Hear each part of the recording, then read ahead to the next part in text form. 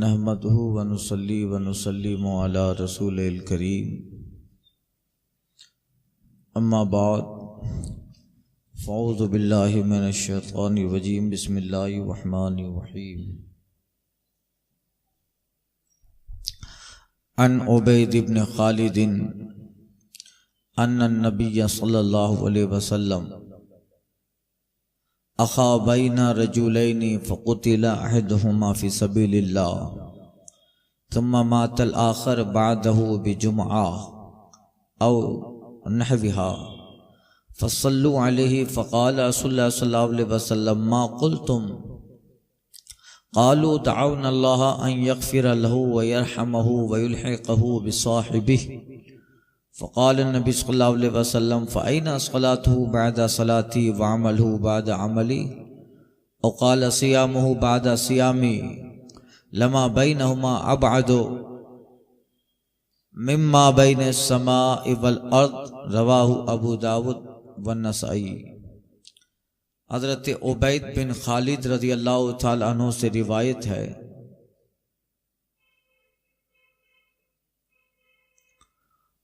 وہ کہتے ہیں کہ سرکار صلی اللہ علیہ وسلم نے دو شخصوں کے درمیان بھائی چارہ فرمایا، یعنی حضور نے جو عقد مواخات مدینہ شریف میں ہجرت کے بعد سرکار نے جو بھائی چارہ قائم کیا، ہر ایک مہاجر کو انصار کا بھائی بنایا تھا،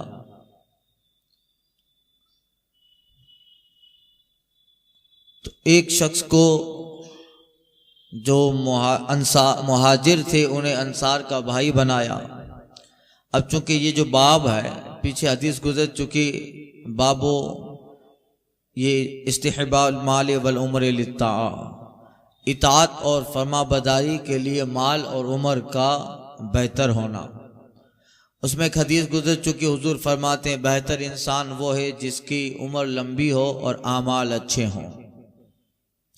اب اسی مناسبت سے یہ حدیث بیان کی جا رہی ہے کہ ایک صاحب وہ دوسرے کے بھائی تھے، حضور نے انہیں بھائی بنایا تھا، تو ان میں سے ایک جو تھے وہ جنگ میں شہید ہو گئے، اور پھر ایک ہفتہ کے بعد یا 10 دن کے بعد دوسرے جو تھے وہ بھی انتقال فرما گئے۔ تو سرکار صلی اللہ علیہ وسلم نے ان کی نماز جنازہ پڑھی، اور حضور نے صحابہ سے پوچھا تم نے یہ جو دوسرے صاحب انتقال کر گئے ان کے بارے میں تمہارا کیا خیال ہے؟ تو کہتے ہیں یا رسول اللہ ہم نے دعا کی کہ اللہ تعالیٰ اس کی مغفرت فرما دے، اللہ تعالیٰ اس پہ رحم فرمائے، اور ایک ہفتہ 10 دن پہلے جو اس کے دوست انتقال کر گئے یلحقہ بصاحبہ، اللہ اسے بھی اپنے ساتھی کے ساتھ ملا دے، یعنی ان کو برابر کر دے، دونوں کو برابر ہو جائیں دونوں۔ تو سرکار فرماتے ہیں یہ کیسے ہوگا؟ وہ 10 دن پہلے انتقال کر گئے، ایک ہفتہ پہلے وصال کر گئے، اگرچہ وہ شہید ہیں مگر انہیں ایک ہفتہ کا ٹائم زیادہ ملا۔ فَأَيْنَ صَلَاتُ، تو بتاؤ اس کی نمازیں کیا ہوئی؟ اَيْنَ عَمَلُ، اس کا عمل کہاں گیا؟ ایک روایت میں اس کے روزے کہاں گئے؟ یعنی جو صاحب ان سے 8 دن پہلے انتقال کر گئے اور یہ 8 دن بعد انتقال کیے تو 8 دن عمل کرنے کا موقع مل گیا، انہیں 8 دن نماز پڑھنے کا موقع ملا، 8 دن روزہ رکھنے کا موقع ملا، 8 دن نوافل پڑھنے کا موقع ملا۔ تو پھر یہ دونوں برابر کیسے ہو سکتے ہیں؟ یہ جو زیادہ عمل کیا وہ اس پہلے انتقال کرنے والے سے بڑھ گیا۔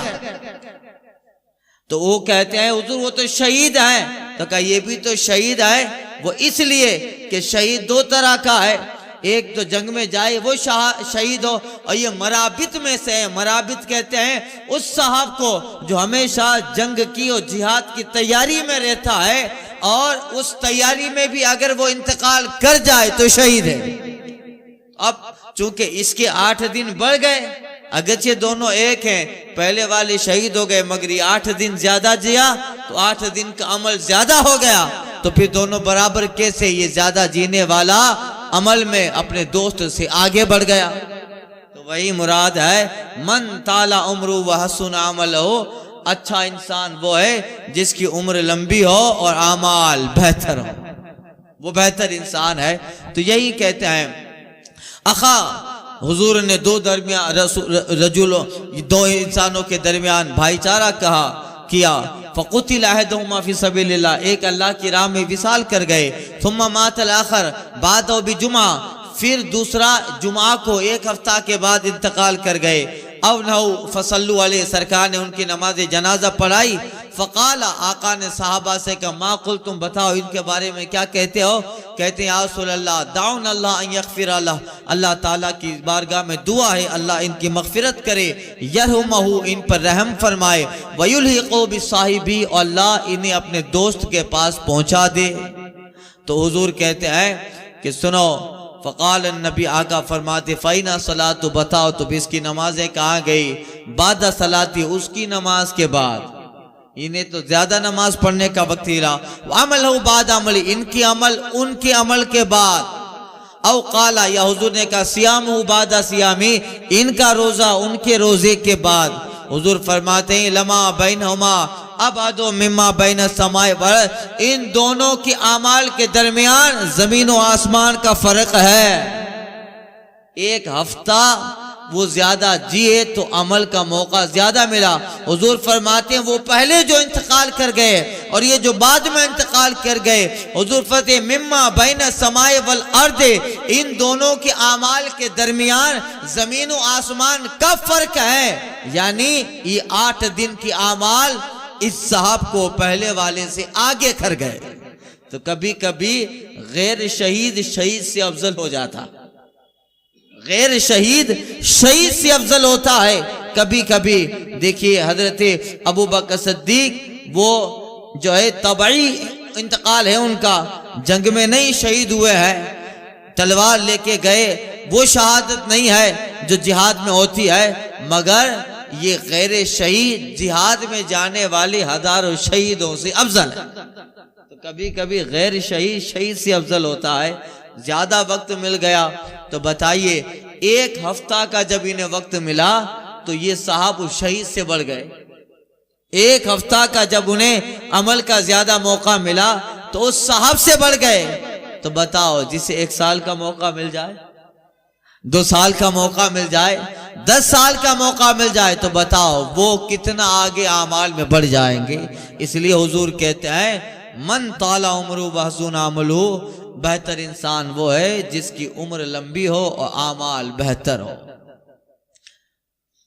ان ابی کبشہ الانماری انہ سمع رسول اللہ صلی اللہ علیہ وسلم یقول ثلاث اقسم علیہن وحدثکم حدیثا فاحفظوہ واما الذی اقسم علیہن فإنہ ما نقص مال عبد من صدقہ الى آخر الحدیث. حضرت ابو کبشہ انماری سے روایت ہے. ابو کبشہ ان کا نام عمرو بن سعد ہے یا سعد بن عمرو ہے، اور یہ صحابی ہے اور آخری زمانے میں ملک شام میں رہے اور وہیں ان کا وصال ہے.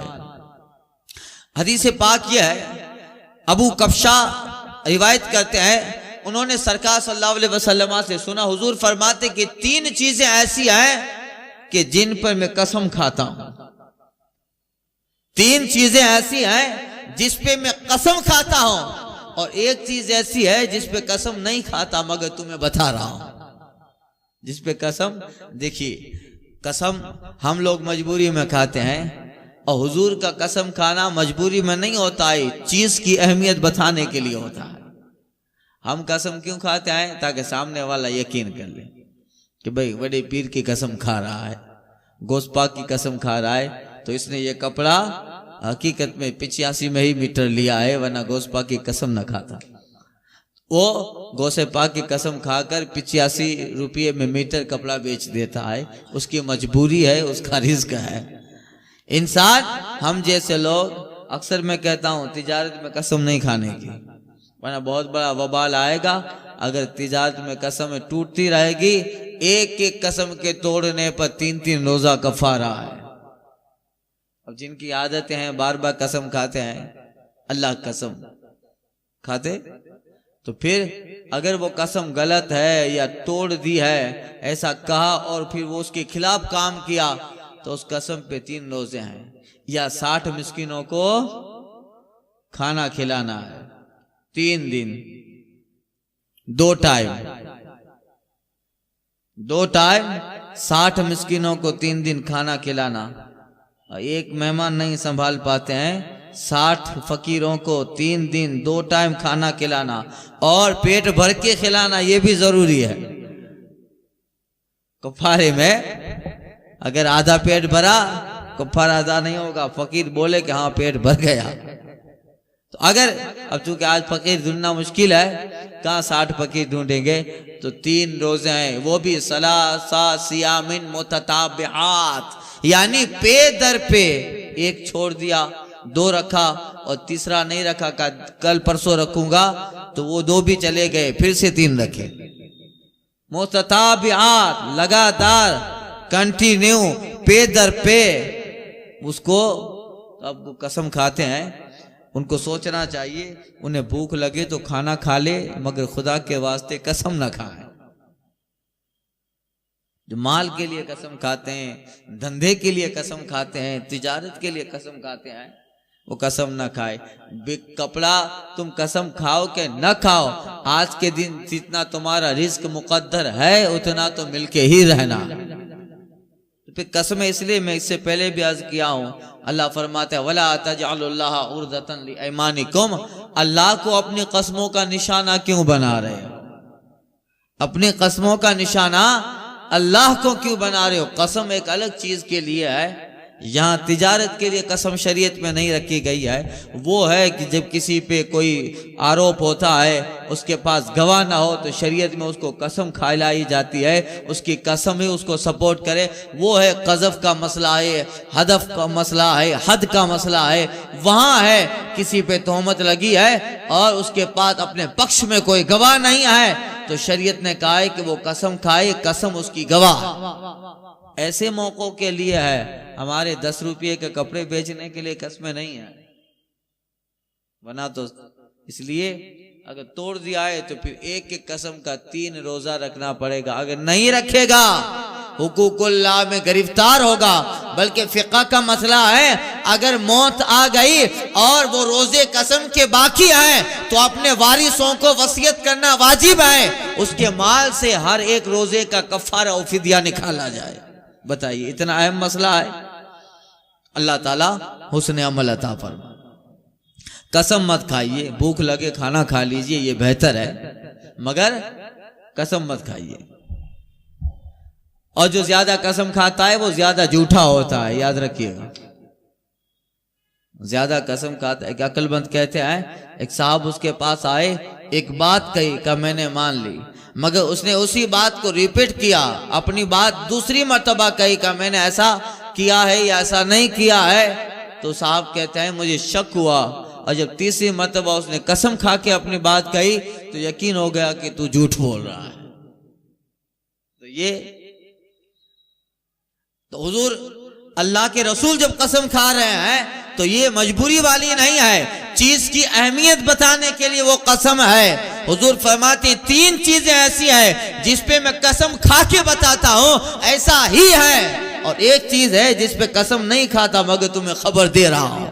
ارے حضور ایسے ہی کہہ دے تو وہ حق ہے، وہ حق ہے، مگر سرکار جب کسی پہ قسم کھا لے تو پھر عظمت بڑھ جاتی ہے۔ اس لیے اللہ یا حضور کسی پہ قسم کھائیں تو پھر اس چیز کی اہمیت، اس کا وقار، اس کا پاور اور اس کی عظمت بتانے کے لیے ہوتا ہے کہ رب اس کو عظمت کو قسم سے بیان کرتا ہے یا حضور اسے قسم سے بیان کرتے ہیں، تو یقین جس پہ سرکار قسم کھا لیں وہ چیز بہتر ہے اور ایسا ہی ہے۔ حضور بغیر قسم کے کہیں تب بھی وہ چیز صحیح ہے، مگر قسم کھا لیں تو اہمیت بڑھ جاتی ہے۔ والتین والزیتون، قسم انجیر کی، قسم زیتون کی۔ اب کیا مطلب یہی ہے کہ اللہ کے نزدیک یہ پھل بڑی عظمت والے ہیں، زیتون بڑی عظمت والا، انجیر بڑی عظمت والے ہیں، اور یہ جنتی میوہ جات میں سے ہے، جنتی پھل اور جنتی درخت ہیں، تو اس کی عظمت بتانے کے لیے اللہ فرماتا ہے قسم زیتون کی، قسم انجیر کی، ولا عمری کا۔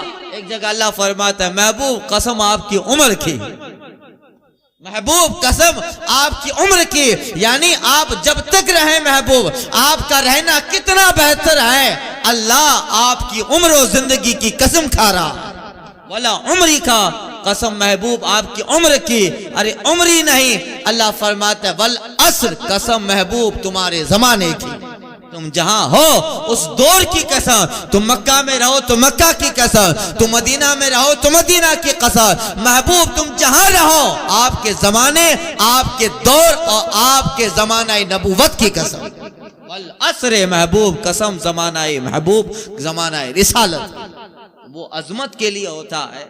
تو حضور فرماتے ہیں تین چیزیں ایسی ہے جس پہ میں قسم کھاتا ہوں، یعنی ایسا ہی ہے، کوئی ڈاؤٹ نہ کرے۔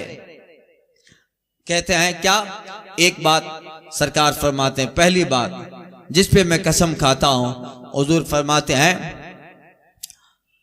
اما الذی اقسم علیہنا، وہ تین باتیں جس پہ میں قسم کھاتا ہوں، فإنہ، ایک یہ ہے ما نقص مال عبد من صدقہ، صدقہ سے کسی کا مال کم نہیں ہوتا، اس پہ اللہ کی قسم کھا رہا ہوں، صدقہ سے کسی کا مال کم نہیں ہوتا، اس میں زکوٰۃ بھی آ گئی، واجبات صدقات بھی آ گئے، صدقات واجبات بھی آ گئے، نفل صدقہ بھی آ گئے۔ بتائیے ویسے ہی صدقہ بہتر ہے، عبادت ہے، مگر حضور کہتے ہیں میں اللہ کی قسم کھا کے کہتا ہوں ما نقص مال عبد من صدقہ، صدقہ سے آج تک کسی بندے کا مال کم ہوا ہی نہیں، اس پہ اللہ کی قسم ہے، آج تک کسی کا مال صدقہ سے کم نہیں ہوا۔ حضور کہتے ہیں دوسری بات جس پہ میں قسم کھاتا ہوں، ولا ظلم عبد مظلمۃ صبر علیہا الا زادہ اللہ بہا عزا، آقا کہتے ہیں وہ بندہ جس نے ظلم پہ صبر کر لیا، یہ مجبوری والا نہیں صبر ہے، یہ صبر اختیاری ہے، طاقت ہے کہ بدلہ لے سکتا ہے، مگر کہا چھوڑو، کون خام خام لڑے گا، اور یہ ظلم کر رہا ہے، چلو اللہ تعالیٰ اس کو کل ہدایت دے گا، اختیاری صبر، اجباری نہیں۔ اب تماچا لگا دیا، اس کے بعد کچھ ہے ہی نہیں، یہ لگائے گا تو دوبارہ دعا اور آ جائیں گے، تو مجبوری ہے، وہ تو مجبوری ہے، یہ کاروائی کر سکتا ہے، ڈیفینس کر سکتا ہے، اپنے اس حالات کے پرتیاگھات اس کو دکھا سکتا ہے، مگر پھر بھی کہ چلو چھوڑ دو، اس کے ظلم پہ صبر کریں، اللہ کو صبر پسند ہے، اختیاری صبر، اختیاری صبر اس کے پاس ہے۔ آقا کہتا ہے ایک بندہ جو ظلم پہ صبر کرے الا زادہ اللہ بعزا، میں اللہ کی قسم کھا کے کہتا ہوں اللہ اس کی عزتیں اور بڑھا دیتا، زادہ اللہ بعزا، اللہ اس کی عزت بڑھا دے گا جو ظلم پہ صبر کر، جو آپے سے باہر ہو جاتا ہے، باہر تو اچھی اچھی باتیں کرتے ہیں، مگر پڑوس میں ایک بالغ تک زمین کا جھگڑا ہے تو کورٹ میں کیس کر رہا ہے، پولیس تھانے جا رہا ہے، یہ اسی چیز میں آ گیا، اسی حدیث میں یہ سب آ گیا۔ ظلم کے اوپر صبر کرنے سے مراد یہ نہیں کہ کوئی تماچا ہی لگا دے، سب آ گیا، کسی پڑوسی سے تنگ ہے تو پھر صبر کرتا رہے، صبر کرتا رہے، آج نہیں تو کل اس کو ہدایت ملے گی، مگر صبر کا نہیں کرتا ہے، آپے سے باہر ہو جاتا ہے، ایک جو ہے گٹر کا مسئلہ ہے، ایک پانی کی نالی کا مسئلہ ہے، کھڑکی کا مسئلہ ہے، ایک بالشت جگہ کا مسئلہ ہے، اس پہ جھگڑا کرتا ہے، اور اپنے ہی مسلمان کے خلاف جو ہے پولیس محکمہ میں کیس دائر کرتا ہے، یہ بھی اس حدیث میں آ گیا، اس نے صبر نہ کیا تو پھر اس پہ صبر کرتے رہو، اس پہ صبر کا چلو تو اگر ایک بالی زمین لینے سے راضی ہو جاتا ہے اور مجھے یہ ایک بالی زمین دینے سے کوئی بڑا نقصان ہو نہیں سکتا ہے، لہذا جل تو راضی ہے تو جا، تجھے دے دیا، تجھے دے دیا، اس میں بہتری ہوتی ہے۔ جب اللہ کا بندہ اپنا دل کھول دیتا ہے تو پھر اللہ اس میں برکتیں دیتا ہے۔ اس میں حضرت فاروق اعظم کا واقعہ عرض کیا تھا، مسجد نبوی کے قریب حضرت عباس کا مکان تھا، سرکار کے چچا، ان کا مکان بارش کے زمانے میں پرنالے سے پانی گرتا، مسجد نبی میں چھینٹے پڑتے. تو ایک دن بارش کے موسم میں دیکھا مسجد نبی میں جو صحابہ ہیں اس پہ پانی کے چھینٹے پڑ رہے ہیں. فاروق اعظم گئے، پرنالہ اکھاڑ لیا. حضرت عباس کو پتہ چلا، کہا یہ میری اجازت سے عمر نے پرنالہ کیسے نکال لیا. فوراً قاضی کے پاس گئے. ابی بن کعب قاضی تھے، ان کے پاس گئے اور فیصلہ سنایا. فاروق اعظم کو بلایا گیا. اللہ اللہ، امیر المومنین کا زمانہ ان کا، خلافت کا دور ان کا، اور یہی امیر المومنین ہیں عمر بن خطاب، آدھی دنیا کے بادشاہ. مگر جب قاضی کے پاس گئے تو پھر بہت سارے لوگ مقدمہ کے لیے لائن میں کھڑے ہیں اپنے اپنے مسئلوں کے لیے. کہا گیا عمر تم بھی لائن میں کھڑے رہ جاؤ، امیر المومنین بادشاہ ہے، کہ تم بھی لائن میں کھڑے رہ جاؤ. حضرت عباس کہتے ہیں حضرت فاروق اعظم لائن میں کھڑے رہ گئے. ان کی باری آئی. اب جیسے ان کی باری آئی، قاضی نے اپنے غلام سے کہا کہ دوسری والی چٹائی ہے اس کو سکیل ویٹ کے اور تہ کر کے رکھ دیا جائے. اس کو رکھ دیا، کیونکہ اس سے پہلے عمر جب کسی کام کے لیے آتے تھے، حکومت کے لیے یا اور کوئی کام ہوتا تھا، تو قاضی کے پاس بیٹھتے تھے. اب چونکہ عمر ہی نے تو ان کو قاضی بنایا ہے، وہ امیر المومنین بادشاہ یہ انہی کے بنائے ہوئے. اس سے پہلے آتے تھے تو بادشاہ ہو کے آتے تھے. قاضی کو لگتا ہے کہ کہیں ادھر ابھی نہ بیٹھ جائیں، اس لیے کہ پہلے عمر بادشاہ بن کے آتے تھے. آج عمر پہ الزام لگا ہے، آج مجرم بن کے آئے، آج ادھر نہیں بیٹھنا ہے. پہلے اسے اپنے غلام سے کہا اس صدری کو ہٹا لو، چادر کو ہٹا لو، کہیں عمر آج ادھر نہ بیٹھے. اس لیے کہ آج عمر وہ انسان ہے جس پہ مقدمہ ہے. ہٹا دیا. عمر فاروق اعظم آئے اور آ کر جہاں اور لوگ اپنے مقدمہ سنانے کے لیے نیچے بیٹھ جاتے وہیں بیٹھ جاتے ہیں. اللہ اللہ. اور حضرت عباس اپنا حال بیان کرتے ہیں کہ حضور ایسی بات ہے، عمر نے بغیر اجازت کے میرے پرنالہ میرا توڑ دیا اور جہاں سے پانی آتا تھا اس میں کپڑا ڈال دیا. آپ کہتے ہیں عمر صحیح ہے، کہاں بات ایسی ہے کہ بارش کے زمانے میں ان کا پرنالہ مسجد نبوی کی جہاں کھڑکی اور دروازے ہیں ان کے قریب ہے. جب پانی گرتا ہے تو مسجد کے اندر چھینٹے آتے ہیں، نمازیوں کو تکلیف ہوتی ہے. یہ مقدمہ یہ بات ہو ہی رہی تھی کہ حضرت فاروق اعظم کہتے ہیں اب آپ فیصلہ فرمائیں. تو حضرت عباس کہتے ہیں حضور یہ بات صحیح ہے، اور عمر کا اپنی جگہ سے اس پرنالے کو ہٹانا بھی صحیح ہے. مگر میں ایک بات بتاؤں کہ میں نے جب یہ مکان اپنا بنایا تھا اور مکان بن گیا تو میں اپنے مکان کا پرنالہ لگا رہا تھا، یہاں تک کہ سرکار صلی اللہ علیہ وسلم گزرے. اور جب حضور گزرے تو سرکار نے کہا اے عباس آپ پرنالہ لگائیں. اس وقت حال ایسا ہوا تھا کہ سرکار صلی اللہ علیہ وسلم دیوار کو پکڑے رہے اور مجھ سے کہا کہ چچا کندھے پہ چڑھ جائیں اور پرنالہ لگا. کندھے پہ چڑھیں. میں نے نہ کہا مگر حضور نے کہا نہیں آپ میرے کندھے پہ سوار ہو. حضور کی ضد پر میں کندھے پہ سوار ہوا اور حضور کے کہنے پہ پرنالہ لگایا. چند لوگوں کو بلایا انصار و مہاجرین کو، آپ اس کے گواہ ہیں؟ کہا ہاں وہ واقعہ ہم نے دیکھا تھا، ہم اس کے گواہ ہیں. کہ حضور نے لگایا اور حضور نے حکم دیا. حضرت فاروق اعظم رضی اللہ تعالی عنہ واپس لوٹے اور روتے رہے تھے اور کہہ رہے تھے عباس مجھے معاف فرما دیں، آئیے اب آپ جو ہے یہ پرنالہ لگائیں، مجھے بھی حضور کی وہ سنت ادا کرنے کا موقع ملے. حضرت فاروق اعظم اپنے ہاتھوں کو دیوار پہ کسا کے کھڑے ہوتے ہیں اور کہا بات جیسے وہ واقعہ ہوا تھا آج آپ عمر کی پیٹھ پہ چڑھ کے پرنالہ لگائیں، آج میری پیٹھ پہ چڑھ کے پرنالہ لگائیں. انہوں نے پرنالہ لگایا. عمر کا یہ عدل دیکھا. امیر المومنین بادشاہی وقت ہے، آدھی دنیا سے زیادہ اللہ نے جن کا قدموں میں لا کے رکھ دیا ہے، یہ عمر کا عدل دیکھا تو پھر حضرت عباس کا دل بھی جو ہے کھل گیا. کہتے ہیں عمر اب یہ مکان نہیں چاہیے، یہ مکان کی ساری زمین میں مسجد نبوی میں وقف کر رہا ہوں. اللہ اللہ. پھر دونوں صاحب واپس آئے اور کعب بن احبار کے کہتے ابی بن کعب کے پاس آئے اور کہا حضور ہمارا معاملہ ہو گیا اور ہمارا معاملہ یہ ہوا کہ میں نے پرنالہ لگا دیا، حضور کی سنت بھی ادا ہو گئی اور میں نے جو ہے عباس کہتے ہیں کہ میں نے وہ مسجد نبی میں سارا مکان اپنا وقف کر دیا۔ اللہ اللہ، جب یہ بات ہوئی تو قاضی اپنا چادر اپنی اٹھاتے ہیں، اپنی چادر کے نیچے سے اپنا جو ہے کوڑا نکالتے ہیں، کوڑا نکالے اور خادم سے کہا لو اب لٹکا دو۔ عمر کہتے ہیں یہ کوڑا نکالنے کی وجہ کیا؟ کہا اس لیے رکھا تھا کہ ہو سکتا ہے کہ عمر تو امیر المومنین ہو، اگر کبھی فیصلے سے ادھر ادھر کرتے تو تمہارے امیر ہونے کا خیال ذرا بھی نہ کرتا، میں فوراً اس کوڑے سے تمہیں سزا دے دیتا، اس لیے اگر تم ادھر ادھر کرتے تو یہ کوڑا رکھا تھا۔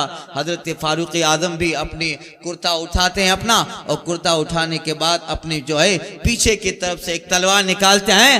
فاروق اعظم کہتے ہیں میں نے بھی تلوار لے کے تمہاری پاس آیا تھا کہ اگر آج تو میرے امیر ہونے کا خیال کرتا تو اسی تلوار سے عمر تیری گردن اڑا دیتا، اگر تو میرے بادشاہ ہونے کا ذرا خیال، امیر ہونے کا خیال کرتا اور عدل و انصاف میں کبھی میری رعایت کرتا تو عمر تلوار لے کے آیا تھا، اسی سے تیری گردن کاٹ دیتا۔ اب ایسا انصاف ہو تو پھر بتائیے وہ زمانہ کیسا ہو۔ دیکھیے حضرت بتانے کا مقصد کیا ہے، حضرت عباس نے، حضرت عمر نے وہ فیصلہ وہ قاضی کے پاس گئے، حضرت عباس نے جو ہے اپنا دل کھول دیا، یعنی ایک میٹر تھا اس پہ صبر ہوا تو فائدہ کتنا ہوا، وہ مکانی حضرت عباس نے مسجد نبی میں وقف کر دیا۔ ما نقص مال عبد، یہی کہا کہ کوئی بھی بندہ ایسا نہیں ہے صبر کرے الا زادہ اللہ بہا عزا، مگر اللہ کے اس پہ عزت کو اور چار چاند لگا دے، اس پہ عزتیں بڑھ جایا کرتی ہے۔ ہم لوگ ایک ایک نالی کے لیے لڑنے لگتے ہیں، ہم لوگ ایک نالی کے لیے جھگڑوں کا، زمانوں کا جھگڑا ہمارا ہوتا ہے، ایک گٹر کا جھگڑا چلتا ہے، نسلوں تک ہمارا جھگڑا چلتا رہتا ہے، ایک پانی کے لیے ہمارا جھگڑا پڑوسی سے زمانوں تک، کیس کباڑے ہوتے ہیں، نہ جانے کیا کیا ہوتا ہے۔ ارے ایک صاحب کا مکان کا جھگڑا تھا، یہ بھی بات میرے سامنے کی ہے، وہ صاحب، وہ باپ جو تھا وہ مر رہا تھا اور اس کا بھائی ہی تھا سامنے، اس کا جو دشمن، اس کا مخالف تھا، اس کا بھائی ہی تھا، وہ کچھ باپ کی جائیداد کے کچھ مسئلے رہے تھے واللہ عالم، تو وہ مرتے مرتے اپنے بیٹے کو کہہ رہا ہے کہ میں تو جا رہا ہوں مگر میرے بعد تیرے چچا اور اس کے بیٹوں سے سمادھان مت کرنا ورنہ میری روح راضی نہیں ہوگی۔ بتائیے وہ کبھی نہ سکرات میں پڑا ہے، اس کو ابھی کچھ اچھی وصیت کرنی چاہیے مگر مرتے مرتے کہہ رہا ہے کہ مجھے اگر موت کے بعد راضی رکھنا چاہتے ہو تو اپنے چچا اور اس کے بیٹوں سے صلح کرنا ہی نہیں ہے، چاہے میں جا رہا ہوں، یعنی جب تک میں تو تھا صلح نہ کیا، اب بیٹو تمہیں میرے ہی نقشے قدم پہ چلنا ہے۔ ہم کہاں آ کے کھڑے ہو گئے، ہم کہاں آ کے کس نہج پہ آ کے کھڑے ہو گئے ہیں، دل بالکل تنگ ہو گئے ہیں، ہماری نالیوں کا جھگڑا ہمارے کروڑوں خرچ کروا دیتا ہے، ہمارے لاکھوں خرچ کروا دیتا ہے، ہمارے گٹر کا جھگڑا، ہمارے پانی کا جھگڑا، ہمارے اوپر لاکھوں لوگوں کے لاکھوں روپیہ خرچ ہو جاتا ہے، جس لاکھوں کو بچوں کے تعلیم میں خرچ ہونا چاہیے تھا، ایک گٹر کے لیے وہ لاکھوں پولیس کے محکمہ میں خرچ ہو جاتا ہے، وکیلوں میں خرچ ہو جاتا ہے، کورٹ کچہریوں میں خرچ ہو جاتا ہے۔ یہ ہمارا حال ہے۔ بتائیے ہم اس نگر پہ آ کے کھڑے ہو گئے، ہم یہاں آ کے کھڑے ہو گئے، جب بھی کہتا ہوں مولا میرا حال دیکھ، آواز آتی ہے بندہ اپنا نامہ اعمال، یہاں آ کے کھڑے ہیں، پھر کیسے جو ہے پریورتن آئے گا؟ نہیں آئے گا۔ ہوا اگر یہیں رہی تو اے نقیب بہار کہاں سے آئے گی رانائیاں چمن کھیلیے؟ یہی حال رہا تو چمن میں کبھی بھی باغ میں کبھی بھی پھول نہ آئے، چمن میں کبھی بھی رانائیاں نہیں آئے گی۔ ہوا بدلو، اس ہوا میں خوشگوار پہلو ایسا آئے کہ جب وہ ہوا چلے تو ہمارے پاس نہیں، وہ ہوا جہاں سے گزرے اس آنگن کو مہکاتی جائے۔ ہمارا تو کردار ہمارے علماء نے بتایا ہے، ایک شجر ایسا محبت کا لگایا جائے، ایک شجر ایسا محبت کا لگایا جائے جس کا ہمسائے کی آنگن تک سایہ جائے۔ یہ ہمارا کردار ہے، ہمارے شجر سے ہمارے پڑوسیوں کو سایہ ہونا چاہیے، اب اس سے ہم خود سایہ حاصل نہیں کر پاتے۔ اللہ تعالیٰ حسن توفیق عطا فرمائے۔ اور ایک چیز جس پہ سرکار قسم کھاتے ہیں، یہ پوری حدیث انشاءاللہ